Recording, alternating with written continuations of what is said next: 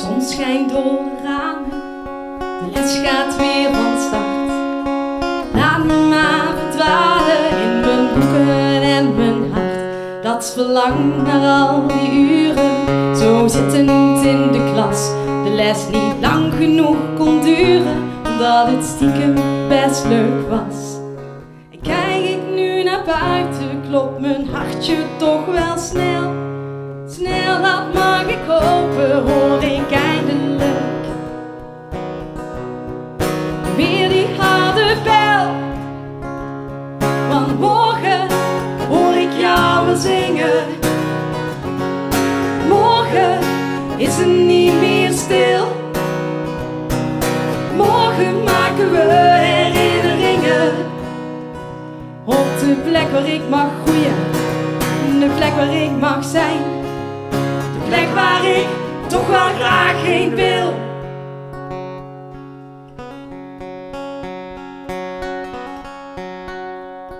Leg mijn boeken op de tafel, mam neemt alles door. Hoe ze het doet is mijn raadsel, dus wijs neem ik me voor mijn huiswerk bij te houden, zodat ik later weer kan gaan. Als alles is weer bij het oude, ik mijn vrienden weer zie staan. En kijk ik nu naar buiten, klopt mijn hartje toch wel snel. Snel, dat mag ik hopen, hoor ik eindelijk weer die harde bel. Morgen hoor ik jou zingen. Morgen is het niet meer stil. Morgen maken we herinneringen op de plek waar ik mag groeien, de plek waar ik mag zijn, de plek waar ik toch wel graag heen wil.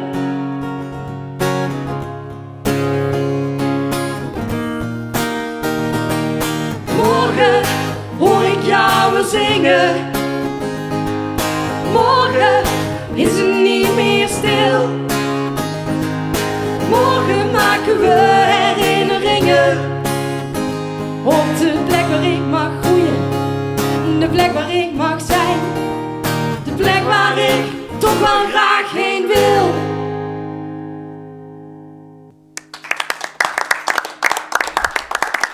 Ja, dames en heren, heel hartelijk welkom bij Hart van Venray. Ja, ook hier in Venray zijn we met z'n allen in de greep van het coronavirus. En in deze eerste uitzending van dit speciale programma ga ik in gesprek met een aantal Venraynaren en ook één buiten Venrayse. En zij komen vertellen over wat zij meemaken, ervaren in deze bizarre tijden. En vanavond zijn dat burgemeester Luc Wienans, mevrouw Ankie van Rossum, voorzitter Raad van Bestuur Vicurie Medisch Centrum, André Tonen, voorzitter Venray Bloeit, voorzitter Meerdaags Wandel-evenement en voorzitter Toeristisch Recreatief Platform. 3 petten waar je vanavond mee zit, André. Peter Kersjes, voorzitter SV Venray en Rens Philipsen, bedrijfsleider van Hotel Café Hulsman. En we zijn net begonnen, dames en heren, met Stef en Tamara. Uit IJsselstein, broer en zus. Hoe gaat het met jullie? Ja. Ja, want Tamara, jij bent docent Nederlands. Ja. En Stef, jij bent muziektherapeut. Ja, klopt. Hoe oefenen jullie op dit moment je vak uit? Nou ja, ik digitaal, hè? Net als alle andere docenten denk ik in Nederland. Dus ja. Ja, en ik zou eigenlijk naar Londen toe gaan, maar dat is helaas niet doorgegaan nu. Vanuit je werk of? Nee, ja, ik zou dan een cursus gaan doen, wel werkgerelateerd. Maar dus nu zit ik even zonder iets eigenlijk. Ja. Ja. Ik maak er nog wel muziek zo op bij wat zorghuizen, zorginstellingen. Maar, ja, en zo kom je de tijd nog een klein beetje door. Ja, heel veel mensen kennen jullie vanuit het vastelovenswereldje. Ja. Maar jullie zijn daarnaast ook breder zeg maar, aan het oriënteren. Jullie willen met je muziekcarrière breder je vleugels uitslaan. Hoe gaat dat? Ja, eigenlijk wel goed. Eigenlijk stond dat op een laag pitje omdat Stef naar Londen zou gaan. Maar daar hebben we nu toch maar wat naar voren gehaald. We zijn best wel wat muziek aan het schrijven en wat dingen aan het doen. Want we kunnen wel gewoon samen oefenen. Ja. Dat is het handige van broer en zus zijn. Ja. En gaat dat goed met je zus samenwerken en schrijven? Ja, zo nu en dan wel. Ja. En even alvast een klein beetje vooruitkijken naar misschien wel dat vastelavondseizoen 2021, waarvan niemand nu nog weet hoe dat gevierd zal gaan worden. Zijn jullie al bezig met een nieuw nummer voor wellicht het LVK? Ja, soms hè. Eigenlijk voor corona meer dan nu. Oké. Ja. Nou, we houden het straks wel in de gaten. Ja. Goed, dank jullie wel. We horen jullie op het einde van het programma weer. Ja. Oké. Gaan we over naar de gasten hier aan tafel. En ik wil heel graag beginnen met de burgemeester van Venray. Burgemeester, hoe gaat het met u? Ja, bij mij gaat het goed. Ja. Gezond en wel. Ja, maar het is natuurlijk, laat je niet los. Corona is het thema waar je mee opstaat en mee naar bed gaat. En dat zal voor iedereen aan tafel ook zo zijn, denk ik. Ja, want toen u op 7 januari jongstleden werd geïnstalleerd, had u dit natuurlijk niet kunnen vermoeden. Nee, maar toen had ik nog een hele hoop meer niet kunnen vermoeden. Dit zijn inderdaad, ik heb toevallig net mijn eerste 100 dagen achter de rug in Venray. En er is ongelooflijk veel gebeurd. Maar dit is natuurlijk, dit slaat alles. Dit had niemand kunnen bedenken. En kunnen verwachten dat dit op deze manier onze samenleving zo in zijn greep zou houden. Kunt u ons eens een beeld schetsen? Wat komt er allemaal op een burgemeester af in deze tijd? Zonder in al die details te treden. Ja, nou ja, goed. Ik vond het zelf het moment wel 12 maart. Mocht ik een inwoner van Venray die als arts werkte in Eindhoven een koninklijke onderscheiding gaan uitreiken. Dat was een feestelijk moment. En ik reed daar samen met de kabinetchef naartoe. We waren eigenlijk daar goed en wel mee klaar. En de secretaresse belde en zegt van... burgemeester, alle ambtenaren gaan nu naar huis. En we hebben nu een crisisteam in uw kamer zitten. En dan voel je je toch heel erg... dat is erg onhandig en ongemakkelijk als je dan niet op je post bent. Ja. Dus we zijn in vliegende vaart teruggekomen naar... Venray en dan vervolgens gaan kijken, wat heeft dit voor een consequentie? We hadden dat echt niet kunnen inschatten. En dan zie je eigenlijk een situatie dat je alle ambtenaren ziet vertrekken, want dat was de regel. Ja. En vervolgens 1 dag later kom je er al achter dat je ze eigenlijk allemaal heel hard nodig hebt. Ja. Want het raakt het onderwijs, het raakt de uitkeringen van mensen. Het raakt mensen die een WMO-aanvraag hebben gedaan of een paspoort.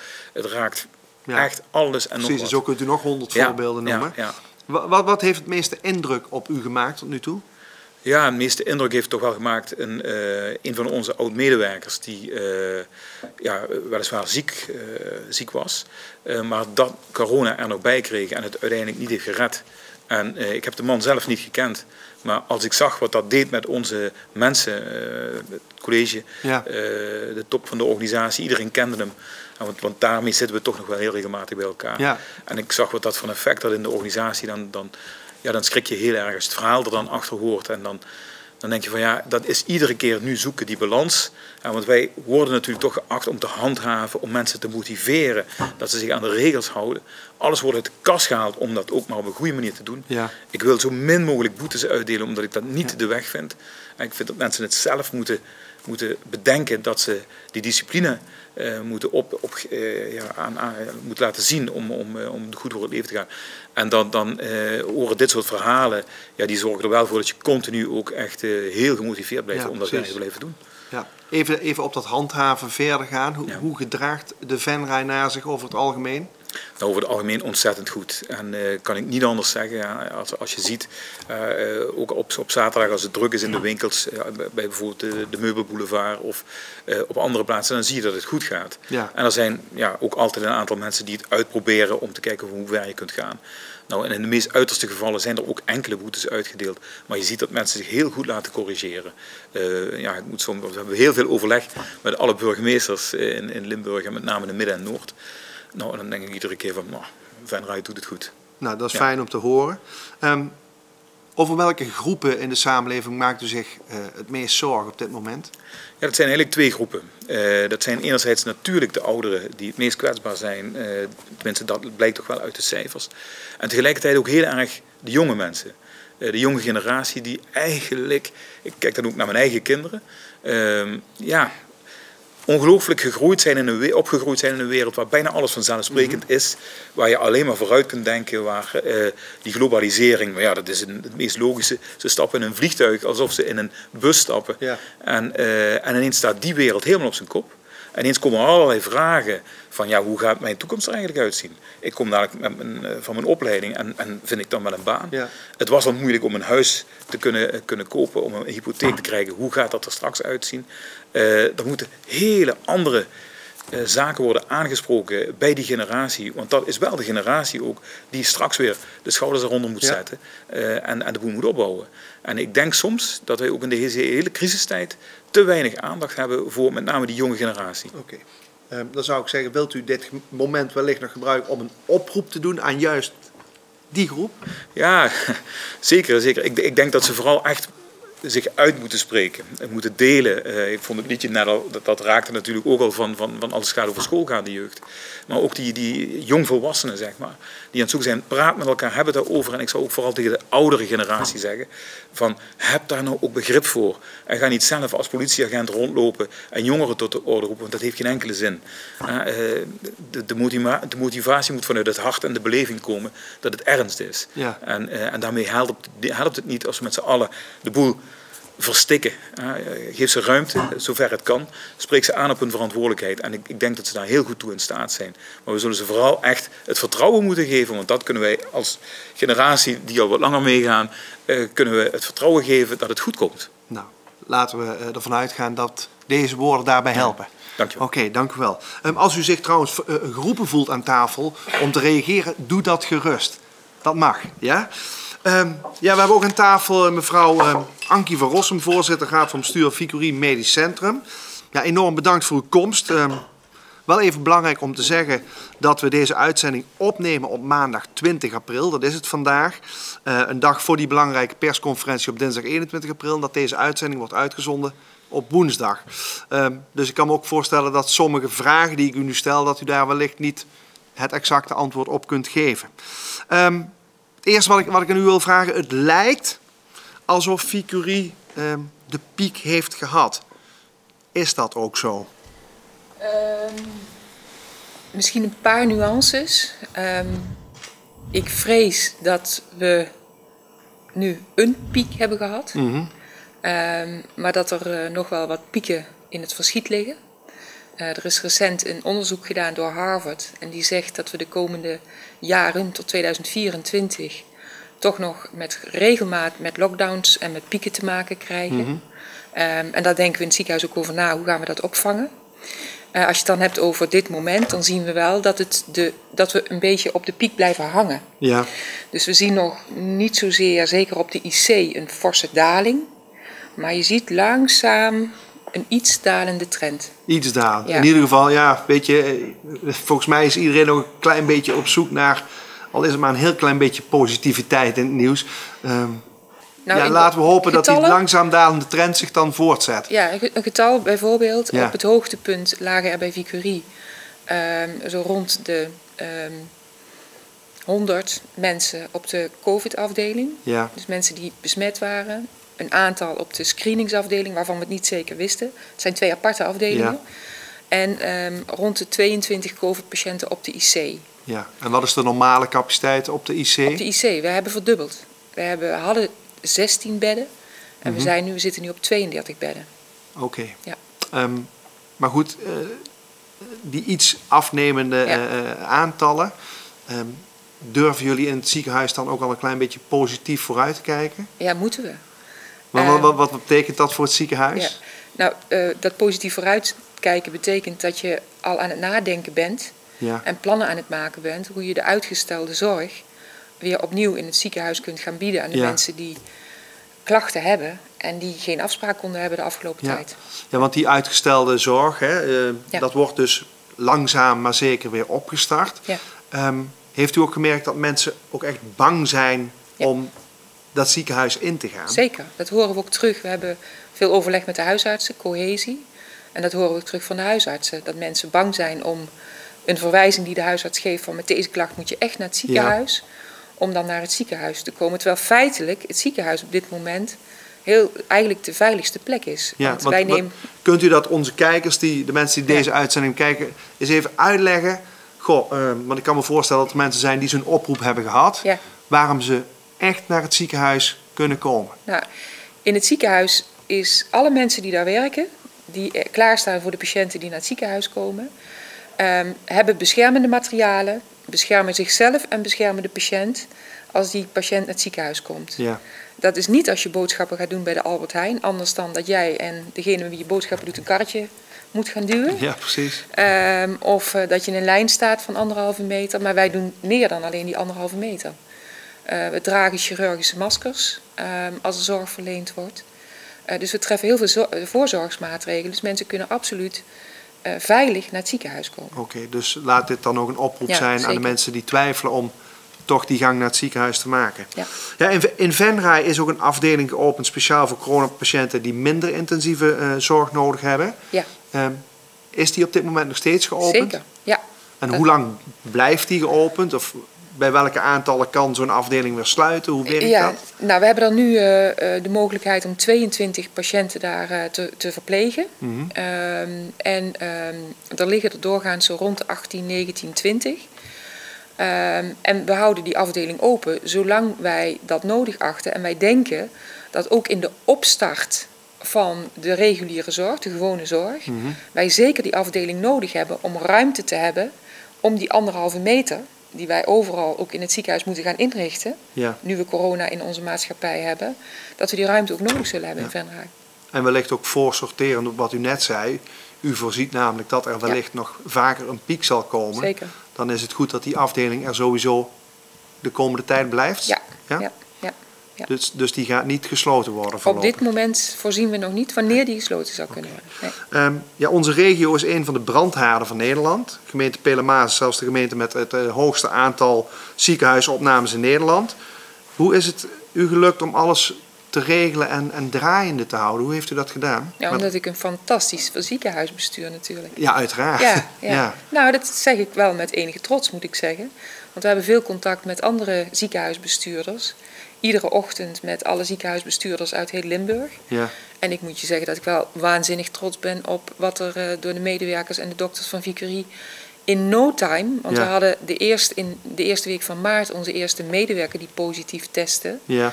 Maar we hebben eigenlijk 15 maart het besluit genomen dat we helemaal eigenlijk naar de verdubbeling van de IC-capaciteit moesten.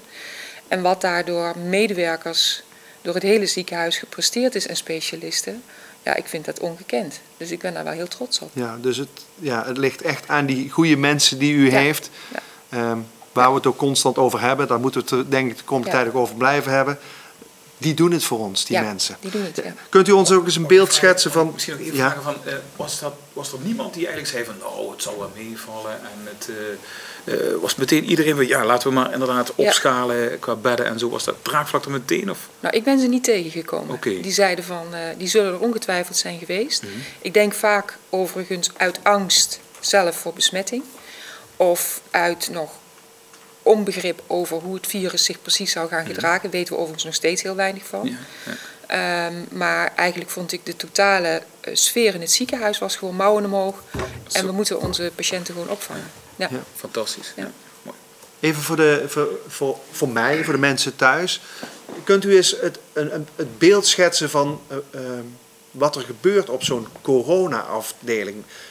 Ik denk dat heel veel van ons wel beelden zien. Maar kunt u ook het gevoel wat daar is, hoe leeft het? Kunt u dat vertellen? Nou, ik denk, wat je vooral moet weten is dat de coronapatiënten, de coronapatiënt bestaat niet. Ik bedoel, we hebben allemaal corona, maar de ziekte openbaart zich op verschillende manieren. Ja. De een krijgt diarree, en de ander wordt verkouden, de ander krijgt koorts. Er zijn best wel veel verschillende vormen van. Sommige belanden rechtstreeks van de SEH op de screeningsafdeling, waarin we ze dan, tot we de uitslag van de test hebben, in druppelisolatie. Dan lig je echt volledig in isolatie. En als iemand binnenkomt, heeft hij masker voor. Druppelisolatie? Dat betekent dat er geen transmissie van het virus van de patiënt naar de medewerker kan plaatsvinden. Dus de patiënt wordt dan helemaal geïsoleerd verpleegd. Okay. En dat is best naar, want dan lig je alleen in een kamer. En degene die binnenkomt ziet eruit als een maanmannetje. Dus dat is niet leuk. Nee. En fysiek contact is lastig en je mag geen bezoek hebben. Als je dan positief getest wordt, dan mag je op een zaal, op een kamer, waar meer positief geteste coronapatiënten liggen. Want zij kunnen jou niet meer besmetten en jij kunt hen niet meer besmetten. Maar onze verpleegkundigen moeten zichzelf nog wel beschermen. Ja. Dus ook dat is weer een speciale sfeer natuurlijk op zo'n afdeling. En er zijn ook patiënten die via de IC soms gedetubeerd worden. Dus die kunnen van de beademing af. Die herstellen. Dat duurt vaak lang. Die patiënten zijn erg ziek geweest. En die zijn ook erg ziek op die afdeling. Als ze nog op die afdeling komen. Maar hoeven niet meer aan de beademing. En je hebt patiënten die via de SEH binnenkomen. Maar op die afdeling in één keer heel snel. Want corona is een hele gemene ziekte. Ja. Omdat je eigenlijk in een split second enorm ziek kunt worden. Ja, ook heel grillig is het. Heel grillig. Ja. En die dreiging hangt natuurlijk ook altijd wel op zo'n afdeling. Ja, dat kan gebeuren. Want iedereen die daar werkt heeft dat meegemaakt. Ja. Dus het is gewoon intensieve zorg. Waar vervolgens inmiddels wel een team staat. Wat er wel echt staat. Ja.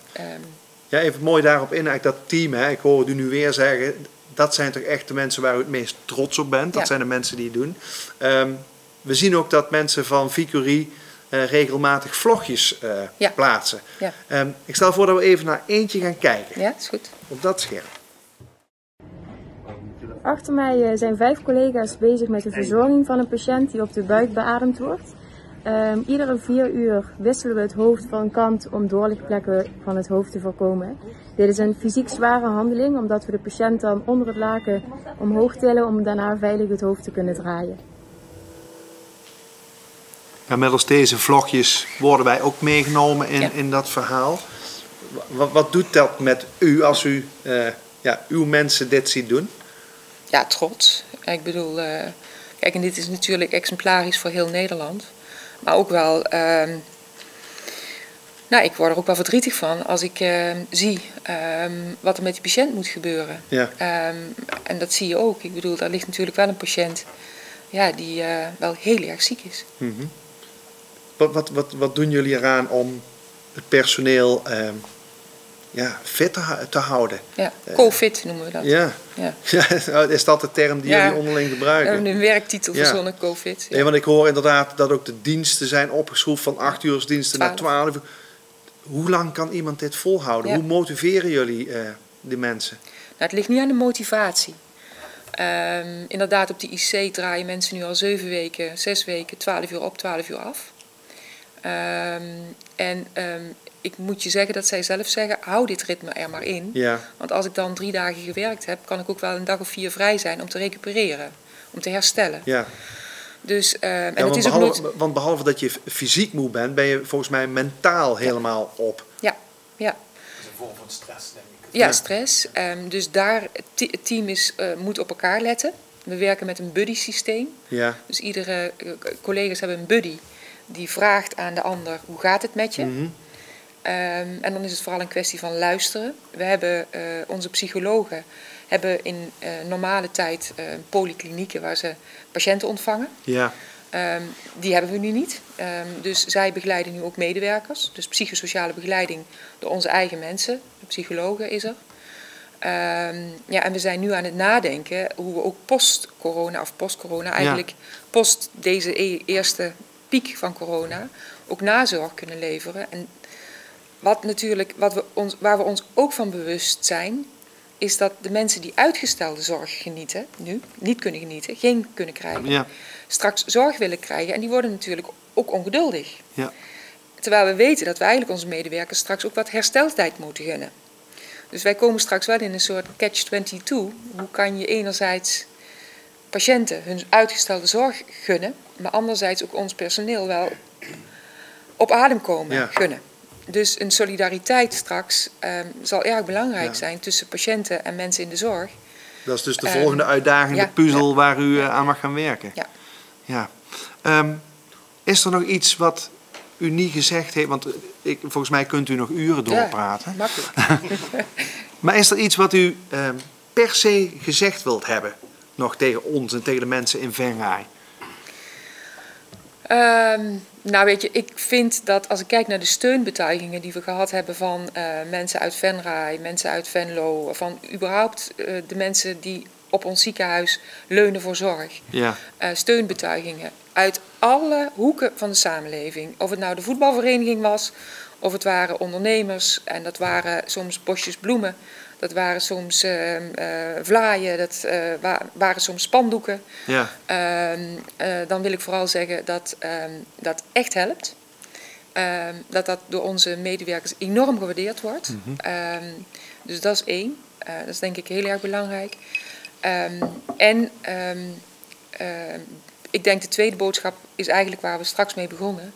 Ben niet bang dat op die moment je zorg nodig hebt nu, ondanks dat er corona is, om vooral ook naar het ziekenhuis te komen als het noodzakelijk is. Als de dokter, de huisarts zegt, je moet naar het ziekenhuis, Dan moet je gaan. Moet je ook echt gaan.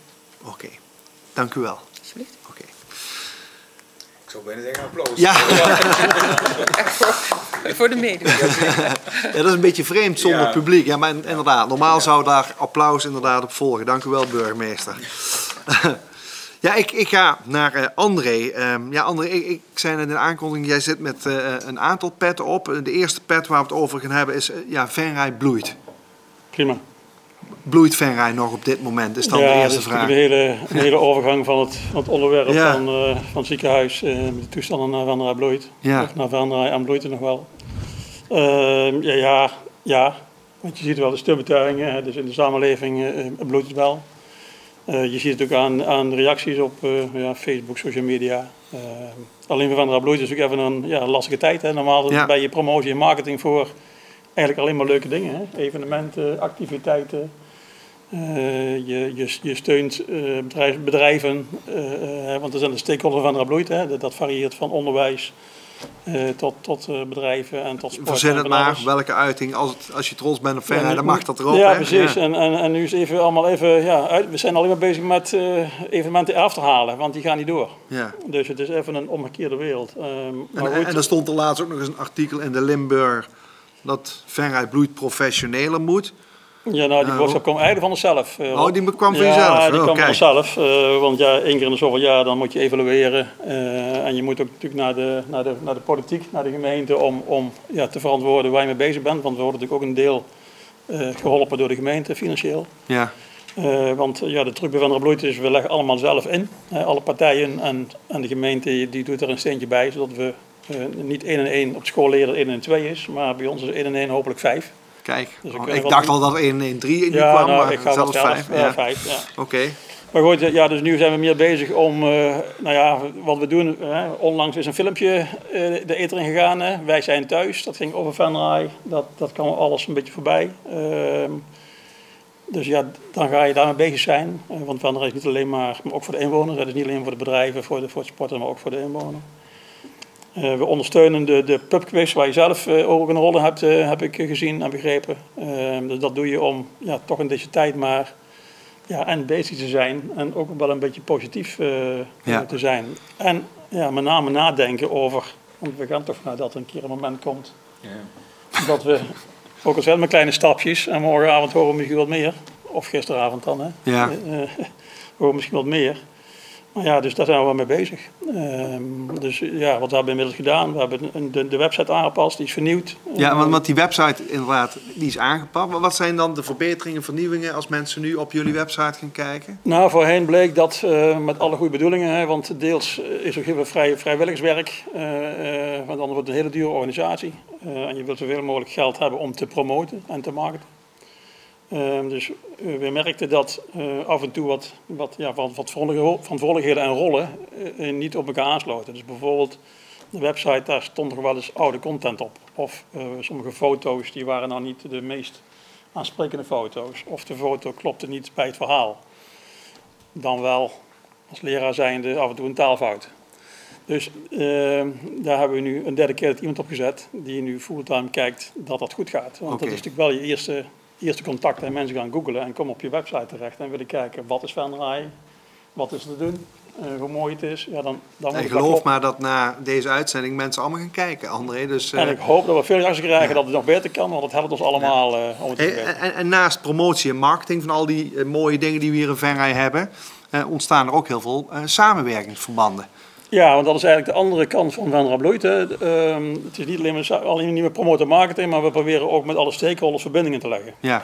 Heb je daar mooie voorbeelden van, concrete voorbeelden? Ja, nou, de eerste is eigenlijk nu April. Dat is een samenwerking tussen de Woontafel. Dat is een stichting waar allerlei bouwbedrijven, architecten, makelaars bij aangesloten zijn.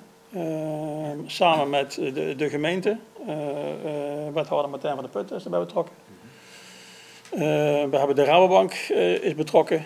En we hebben nu een soort van prijsvraag uitgezet voor het woonidee. Ja. Want we merkten en we hoorden dat in Venray er eigenlijk heel weinig woonruimte is voor of alleenstaande ouderen.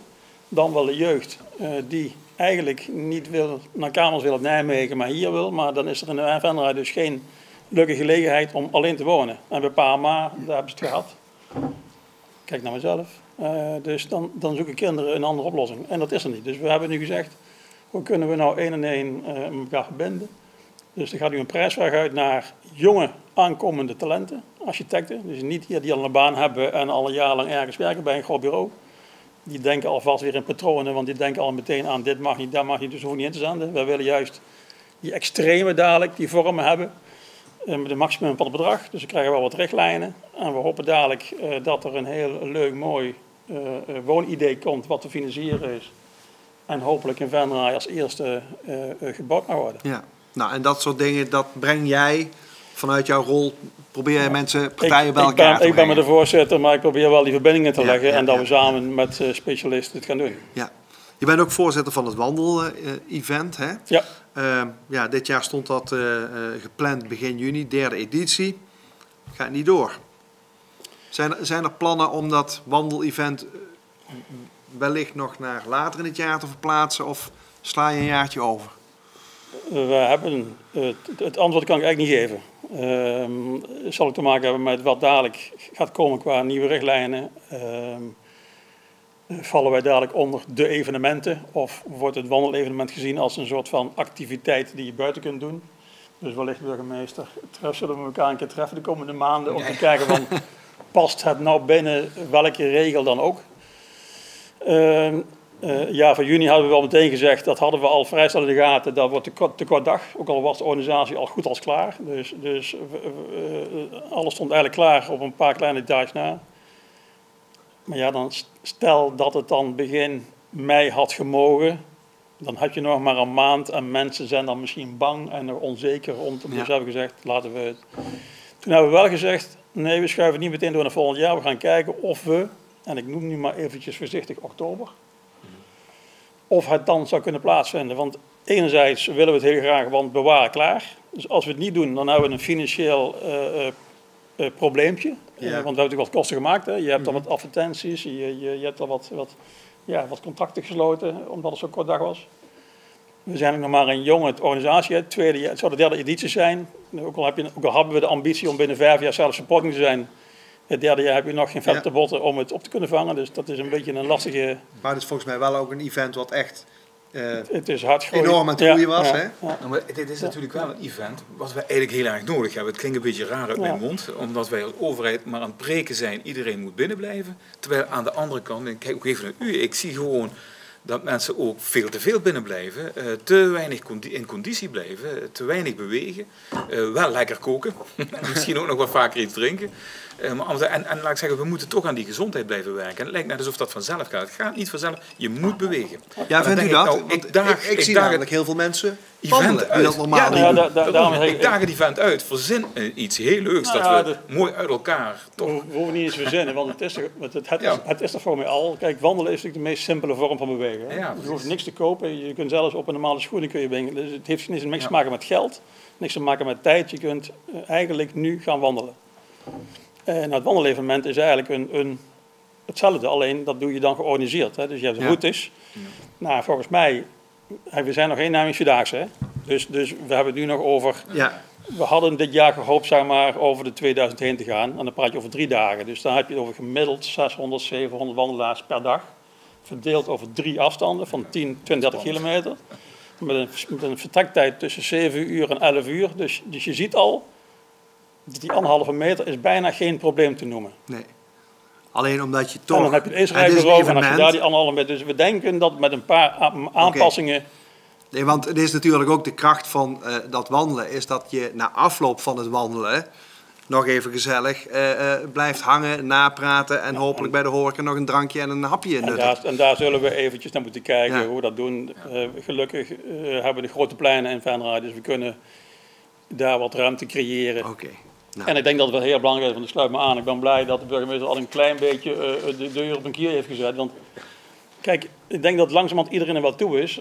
Ondanks de angsten en de risico's, wat u ook zei. Om toch ook maar weer het leven te leven. Ja. En ik denk dat we... Laat ik zo zeggen, het zou wel eens kunnen zijn dat het misschien in oktober heel erg druk zou kunnen worden. Dat we misschien van tevoren moeten zeggen... En dat is weer een probleem. Maximum, want iedereen die wil weer naar buiten, die wil weer gaan wandelen. Ja. Dus, even daarop inhakend, André, dank je wel. Ja, bewegen is belangrijk. Peter, jij bent voorzitter van de voetbalclub. Normaal gesproken sport men daar heel graag en heel veel. Ja. Kan u niet. Maar voordat ik met jou daarover praat, wil ik heel even met jullie naar een filmpje kijken. Want cameraman Antoon en reporter Willem zijn de straat opgegaan. En ze stelden de mensen de vraag, sport u nog? Kijk maar eens mee. Sportcompetities die naderden hun ontknoping. Maar vanwege de coronacrisis werden de competities stilgelegd. Degradanten waren er niet en ook kampioensfeesten werden niet georganiseerd. Sportscholen zijn gesloten en de Venraynaren moeten thuis hun hobby uitoefenen. Ja, ik ga graag golfen en een beetje hardlopen. Een beetje, ja, dat is allemaal niet, hè? Ja. Ik fitness en dat gaat nou dus ook niet door. En ik tennis en dat gaat ook al wekenlang niet door, want de tenniscompetitie zou nou wel aan de gang zijn. Maar die is helaas ook afgelast. Dat mis ik wel, ja. Want ben ik niet meer actief voetballer zo in de dingen, maar wel wandelvoetbal. Iedere donderdag trainen en dan daarna even in de kantine een putje drinken. En dat mis ik wel, ja. Ja. Nee, het sportschool kwam ik niet, maar ik doe dagelijks mijn fietsrondje en mijn wandelrondje rond de singles hier. Dan zie je ook wel meer mensen die dat doen. Dus dat blijf ik toch wel doen. Mijn bewegingen blijf ik wel houden, alleen... Ja, lekker in het zonnetje zitten op het terras, dat is er niet bij. Dat is heel erg. Dat is misschien nog wel erger dan dat de terrassen dicht zijn. Maar ja, van het een komt het ander. Dus als je gesport hebt, is het daarna leuk om op het terras te zitten. Ja. Thuis een beetje proberen te fitnessen. Maar dat is lastig, omdat je dan toch gauw geneigd bent om het niet te doen. Maar probeer het wel en wandelen, zoals nu. Ja, mensen bewegen dus blijkbaar toch wel op hun eigen manier. Al missen ze... Het sporten bijvoorbeeld bij een voetbalvereniging ook heel erg. Peter, sport jij nog? Ja, ik fiets nogal wat. Ja. Kun je misschien zien.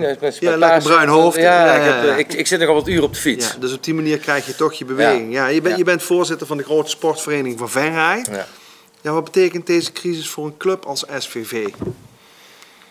Ja, primair goed. Het is ook een complete lockdown. Hè? Van de ene dag op de andere dag, club gewoon dicht, activiteiten gesloten. En je mag gewoon helemaal niks, geen activiteiten meer organiseren. Behoorlijk grote vereniging. Je zit aan het einde van het seizoen. Betekent dat we in de periode februari tot en met april eigenlijk alle voorbereidingen voor het volgende seizoen moeten inregelen. We hebben alles bij elkaar 80 teams.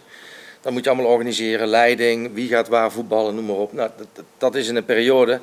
Ja, dat moet nu eigenlijk gebeuren. En dat is natuurlijk ook qua communicatie een hell of a job. Ja. Want dat is allemaal regelen en met mensen bij elkaar komen. Dus dat is een heel feest. Goed, er wordt achter de schermen wel volop aan doorgewerkt. Dat we toch proberen eind mei, in ieder geval laten we zeggen de indelingen en de organisatie voor het volgende seizoen weer op orde te hebben. Dus jullie hebben wel al echt weer die blik naar het volgende voetbalseizoen. Ja, je moet wel. Mocht dat doorgaan, dat het dan in ieder geval weer geregeld is en op de rit staat. Ja, enerzijds en anderzijds... Goed, we hebben ook heel vroeg de velden in het onderhoud gegooid, zoals dat dan zo mooi heet. En wij hopen toch dat want ja, sportontspanning is denk ik toch heel erg belangrijk.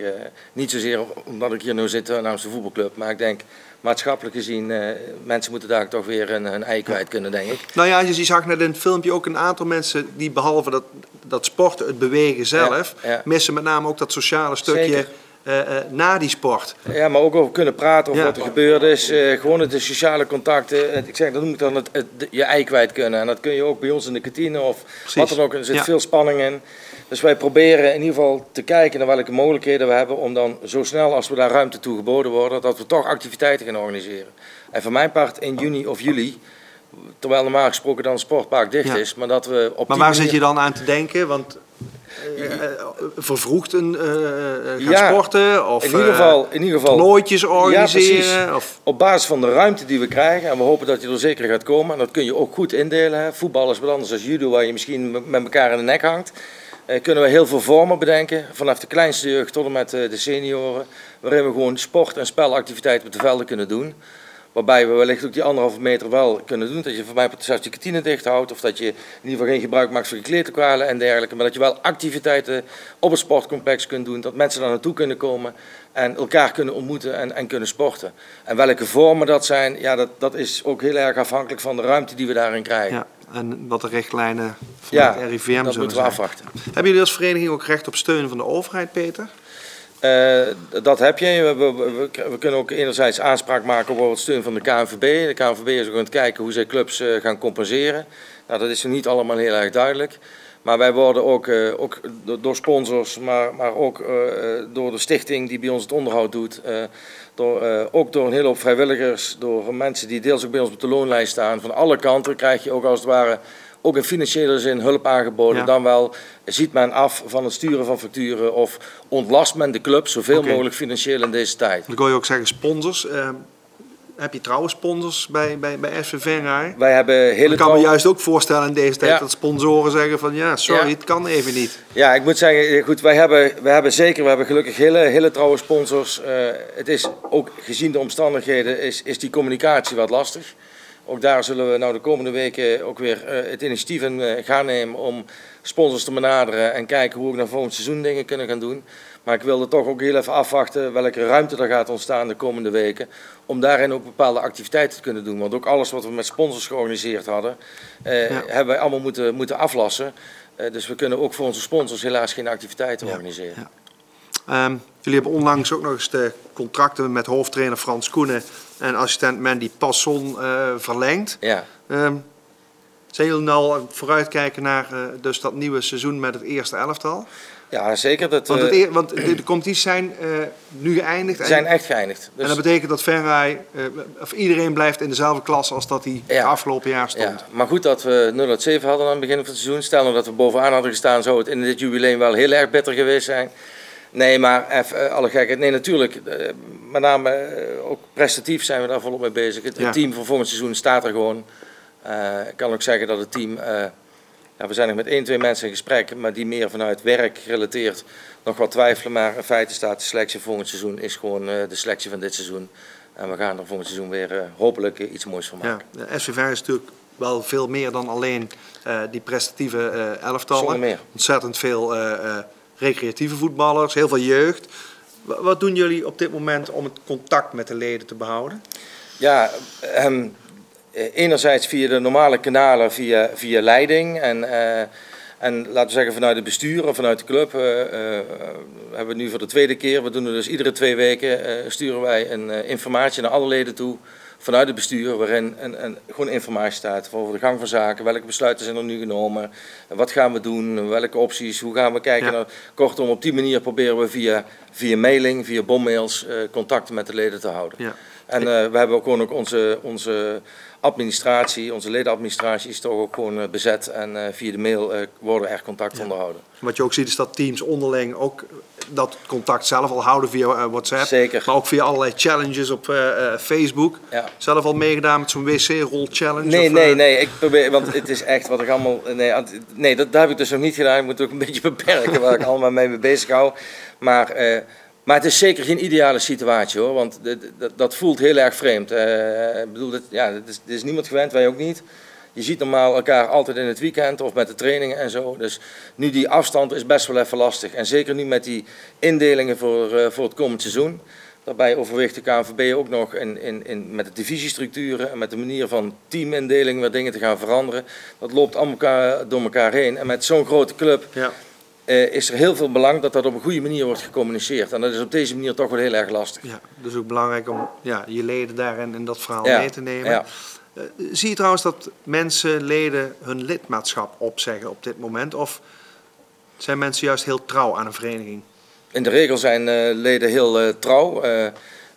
We zien, maar dat heeft meer met demografie te maken, natuurlijk wel een ledendaling de afgelopen jaren van ongeveer zo'n 25%. Maar dat zie je gewoon regiobreed. En dat stabiliseert zich. Er gaan dit jaar ook weer 30 tot 40 nieuwe jeugdleden beginnen. Dus we zien het gewoon stabiliseren. Wat je met name ziet is de laatste jaren in de leeftijdscategorie tussen de 16 en de 20 lopen wij het meeste kans als vereniging leden te verliezen. Ja. En dat is toch omdat ze andere keuzes maken. Ja. Vaak ook studiegerelateerde keuzes moeten maken. Dat ze inderdaad voor een studie maar dat is wel iets waar we de laatste 2 jaar meer aandacht aan besteden. Maar dat is laten we zeggen qua lidmaatschap een gevaarlijke leeftijd. Ja. En we willen die groep er toch graag bij houden natuurlijk en ze laten instromen. Ja. Maar dat is ook weer, dat is vaak ook een stukje maatwerk en er is veel communicatie en overleg voor nodig. Ja. Van joh, als jij in Delft gaat studeren kun je net zo goed bij ons kunnen blijven voetballen. Alleen ja, daar moet je wel met elkaar over hebben. En hoe hou je al die leden dus in de picture? Waar zit iedereen? Dat is best een hele opgave. Ik hoor dat je je niet hoeft te vervelen in deze voetballoze tijd. Maar even een laatste ding, want SV Venray viert dit jaar eigenlijk ook nog jubileum, 75 jaar. Ja. Hoe ga je hier nu mee om? Niet. We hebben dus onder andere laten weten, ook aan de sponsors en alles laten weten, dat we het jubileum... We hadden eerst in maart al gedacht, we trekken het naar het begin van het volgende seizoen. En we hebben vrij snel daarna al gezien, en ik verwacht eerlijk ook dat het nog allemaal wel wat langer zal duren, hebben we nu al besloten om dat gewoon naar volgend voorjaar te trekken. En we hebben daar ook een dameslid zitten. Volgend jaar zijn de dames 50 jaar jubileum. Dus dan kunnen we het echt samen doen. Ja. Dan pakken we... Precies, dames 50 jaar, SV Venray 75 plus 1. Komt helemaal goed. Precies, oké. Ja. Peter, dankjewel. Graag gedaan. Dankjewel. Ja, Rens Philipsen, bedrijfsleider van Hulsman. Jullie waren eigenlijk net begonnen na een rumoerige tijd om weer een frisse start te maken bij Hulsman. En dan kom je in deze situatie terecht. Wat doet dat met jou? Ja, het was inderdaad een lastige tijd, maar ik kreeg de kans van Wim Sneekers en Erwin Bart om het mooie bedrijf Hulsman voor te zetten. Er waren veel mensen gestopt, dus ik kon ook echt om me heen nieuwe mensen aannemen die allemaal energie hadden en gemotiveerd waren om Hulsman weer bruisend te maken en weer op de kaart te zetten. Dus januari was inderdaad, zijn we echt goed gestart, ook het diner weer aangezwengeld, echt weer op de kaart gezet. En zo zijn we eigenlijk februari een geweldige vastelovend gehad. En toen wouden we echt doorpakken, denken van we willen gewoon doorgaan. En toen heb ik met Roel van Stage Crew, waar ik in het verleden al veel evenementen mee gedaan heb, daar kan ik heel goed mee door een deur. En die heeft altijd goede ideeën. Zijn we om tafel gaan zitten en inmiddels was Nick van Kempen, had ik ook aangenomen. Dat is ook iemand die veel ervaring heeft in de evenementen. Toen zijn we met z'n drie gaan brainstormen, hoe kunnen wij Hulsman beter op de kaart zetten. En we waren echt druk bezig met diverse evenementen organiseren op de plein. Want ik heb je eerder gesproken, je had het er zelfs over. We hadden de plannen om zeg maar maandelijks vanuit Hulsman, iets wat we eigenlijk vanuit Venray misschien wat minder gewend waren de laatste tijd. We wilden eigenlijk maandelijks ons echt profileren, we wilden ons laten zien. We hadden echt al diverse live artiesten in de planning staan. We hadden echt maandelijks inderdaad live muziek terug laten komen. De themaavond ook voor ons diner.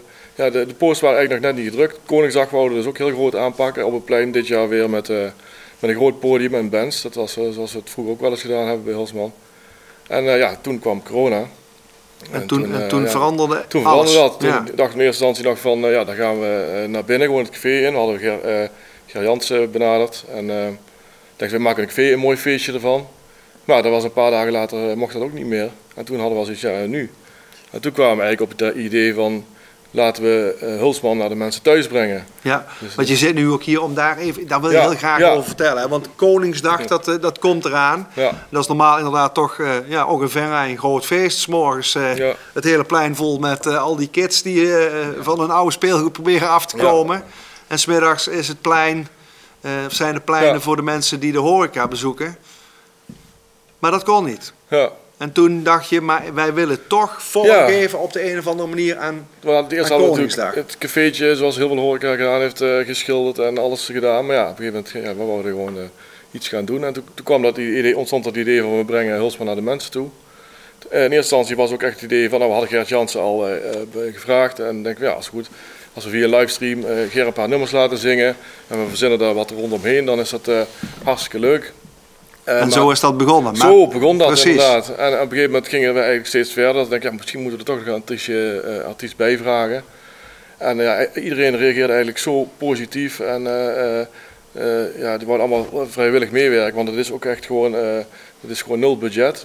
Voor niemand zit er een verdienmodel in. Het is echt gewoon van Venray voor Venray, zeg maar, vanuit Hulsman samen steeds goed georganiseerd. En ja, dat is gewoon top. Ja, dus wat jullie willen dadelijk op Koningsdag is zeg maar Koningsdag het gevoel op de een of andere manier toch bij de Venraynaren in de woonkamer brengen. Je hebt een keur aan artiesten. Ja. Ik geloof dat er daar ook 2 zitten. Nee. Niet? Nog niet. Nee. Die moeten we nog... Bij deze. Die moeten we nog boeken dan. Ja. We konden het toch proberen. Nou, in ieder geval heel veel artiesten. Heel veel artiesten, ja. Je noemde Geert Jansen. Ja. Wie heb je nog meer? We hebben Auke Klasses, we hebben Stef Klasses, we hebben Don Mulders. We hebben Bjorn Mieke. We hebben Suzanne Spreeuwenberg. Dus we hebben echt een geweldige artiesten. En toen kwam dus ook het idee van, ja goed, we hebben artiesten, maar die kunnen we niet zo live op laten treden en dan weer weg. Dus daar moest ook een presentator bij komen en die hebben we ook gevonden. Ja, die ken ik. Ja. En toen dachten we, als we ook weer gaan schakelen, is het misschien ook wel leuk om er een loterij bij te gaan doen. En dat is eigenlijk ook net zoals het verhaal met artiesten klein begonnen. Ik ben gewoon naar de bakker gelopen, ambachtelijke bakker en de slager. Angelique denkt van, misschien willen ze een prijsje beschikbaar stellen, dat we dat gewoon weg kunnen geven. En ja, die waren ook allemaal zo positief. En het een na het andere kwam als prijs voor de loterij. En ja, het is nu ook nog, ik word nog steeds benaderd door bedrijven of ondernemers die opbellen van, hey, wij willen graag een prijs ter beschikking stellen. We hebben echt een enorm prijzenpakket. Ja. En dat betekent dat dus iedereen die wil in Venray kan die dag als het ware een klein beetje Koningsdag, een klein beetje Hulsman de huiskamer inhalen. De uitzending wordt volgens mij live gestreamd. Hij wordt volgens mij ook uitgezonden op Pelemaas TV. Ik zie Ron Koenen instemmend knikken dat dat zo is. Dat staat er te gebeuren. Er zijn gesprekken met artiesten, er zijn optredens. En mensen kunnen zich dan opgeven om deel te nemen aan die loterij. Ja. Wat moeten ze daarvoor doen, Rens? Ja, de gratis loterij. We hebben de grote gratis loterij genomen. Want we hebben echt prijzen van een minuut winkelen bij Guido van Dijk. Straatprijzen hebben we van Wolf. We hebben vriendenprijzen. We hebben de hele straat bitterballen. Ja, het hoort toch een beetje bij Koningsdag. Het gaat nergens over. Zo geweldig. Die kunnen zich opgeven. Sociale media is er best veel over te vinden. Bij Hulsman op de site kan je alles vinden. Er staan overal QR-codes om je heel makkelijk aan te melden, gratis en voor niets. Ja. En, mensen die niet weten hoe QR-codes werken, wat kunnen die doen? Die kunnen ook via de site, er zit een link op. Het werkt allemaal heel eenvoudig. Oké, hoef je alleen maar op dat linkje te klikken en dan... Oké. In diverse winkels liggen ook een foldertje. En we hebben het trouwens... Ik bedoelde niet... Ik begrijp dat de burgemeester het openingswoord komt doen. De burgemeester komt het zelfs openen, dus ik bedoel... Ja, we hebben Mag ik toch even... Dit is nou typisch zo'n voorbeeld, een heel creatief idee. Dat past precies in wat we natuurlijk aan het zoeken zijn van hoe we toch in de samenleving verbinding kunnen zorgen. Creatief. Maar het kan pas een succes worden als niemand komt. Ja. Precies. En dat is wel heel belangrijk. Ja. Dat dus ook niet mensen denken van dan ga ik maar naar het plein toe, dan ga ik komen. Rens, niet komen, dat is ook belangrijk denk ik om te vertellen. Jullie hebben daarin ook meteen de samenwerking met de gemeente gezocht. Ik heb gelijk de samenwerking met de gemeente gezocht inderdaad. Dus inderdaad goed dat u dat even benoemt. Het is echt voor de mensen thuis bedoeld. Dus thuis de stream op de televisie. Pelemaas TV gaat het uitzenden, zoals net gezegd. En ook, we hebben ook straatprijzen, maar dat is ook allemaal, mensen blijven aan de voordeur. We hebben een heel team eromheen die ook zorgt dat alles volgens de regels gaat van de RIVM. Dus, want wij vinden dat als overheid best heel spannend wat hier gebeurt natuurlijk. Want wij zien het voor ons dat mensen denken, die bitterballen worden niet zo afgegeven. Dat gaat Woningsdag. Hoe ga je dat doen? Of is dat nog geheim? Er zijn hengels met netjes, alles gaat met desinfectie. Het wordt gewoon één groot feest, maar vooral inderdaad thuis blijven. En bij Hulsman is ook niks te zien, inderdaad hoeft niet naar Hulsman te komen, alles is afgezet. De optredens zijn allemaal wel binnen in Hulsman, maar van buiten valt er gewoon niks te zien. En handhaving, politie, alles is op de hoogte. Dus, maar het belooft toch een hele leuke dag te worden, zeker. Op afstand bij elkaar. Oké, Rens. Ik begreep dat Maxima ook kijkt. Dus. Kijk, dat is mooi. Nou, Rens, mag ik jou heel hartelijk bedanken. Ik wil jullie eigenlijk allemaal bedanken voor jullie tijd en dat jullie de tijd genomen hebben om te komen vertellen wat jullie bezighoudt. Voordat we zo meteen gaan luisteren naar Stef en Tamara, jullie treden ook regelmatig op bij mensen in verzorgingstehuizen, toch? Wat doet dat met jullie? Hoe is dat? Dat is heel bizar eigenlijk, want ze zitten allemaal thuis in een kamertje en wij staan buiten. Dus we zien ze niet veel, maar af en toe dan hoor je toch wat. Ja. Maar dat heb je al een aantal keer gedaan en ik neem aan dat je dat de komende weken ook nog blijft doen? Ja. Oké. Hey, en zometeen, welk nummer gaan jullie zo meteen spelen? Een liedje van Bob Marley, Three Little Birds. Dat is lekker vrolijk, toch? Precies. Ja. Oké, dames en heren, dan zeg ik tegen u bedankt voor het kijken. Morgen zijn we er weer, dan met Guido van Dijk, Catherine Meinster, Edwin de Bruin, Gijs Schapendonk en Tom Voermans. En voor nu zeg ik alvast tegen u fijne avond, blijf gezond. En het laatste woord aan jullie, Stefan Tamaar.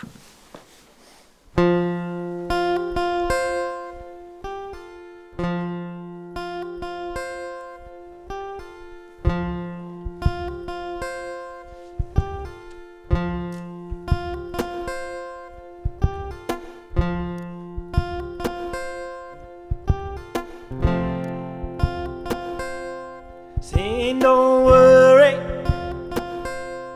about a thing, 'cause every little thing is gonna be alright. Saying don't worry about a thing, 'cause every little thing is gonna be alright. Rise up this morning, smile with the rising sun. Three little birds by my doorstep,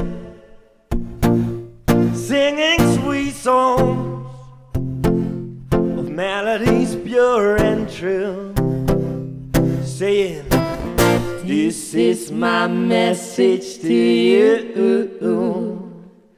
Say don't worry about a thing, 'cause every little thing is gonna be alright. Say don't worry about a thing, 'cause every little thing is gonna be alright. Rise up this morning, smile with the rising sun. Three little birds pitched by my doorstep, singing sweet songs, melodies pure and true, saying, this is my message to you. Say don't worry about a thing, 'cause every little thing is gonna be alright. Say don't worry about a thing, 'cause every little thing is gonna be alright. Say don't worry about a thing, 'cause every little thing is gonna be alright. Say don't worry about a thing, 'cause every little thing is gonna be alright. 'Cause every little thing is gonna be alright.